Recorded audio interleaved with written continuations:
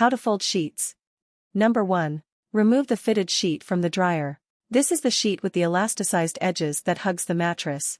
Number 2. Turn the fitted sheet inside out. Stand while gripping the sheet in front of you. You'll put your hands in two adjacent corners, the fitted parts, on one of the sheet's shorter sides, because you'll be folding these corners together. Number 3. Bring your hands together. Fold the bed sheet corner in your right hand over the corner in your left hand. Number 4. Fold the other corner. Keep the two corners of the fitted sheet on your left hand.